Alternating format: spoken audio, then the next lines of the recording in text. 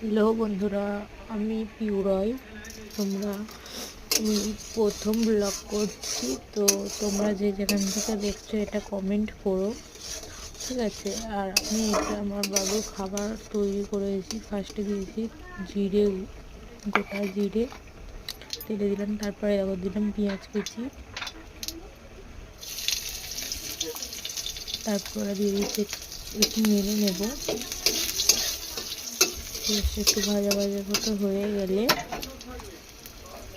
এতে একটা লঙ্কা কুচি দিয়ে দিচ্ছি, 2 পিস করে নিয়েছি একটা লঙ্কাকে।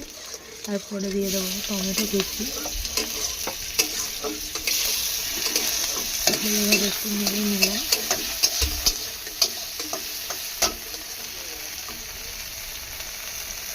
তারপরে দিয়ে দেবো একটু লবণ, কারণ স্বাদ আসার জন্য। আমার বাবু আবার স্বাদ না হলে খাবে না, সেটা সবাই। নুনটাই তো মেন না।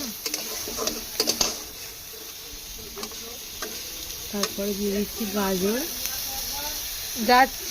গাজরটাকে মেশিনে কেটে নিয়েছি। আর দিলাম তার গাজরের পরে দিলাম কুমড়ো, তারপরে দিলাম সাদা আলু, মানে হলে যে লাল আলু যেটা বলে,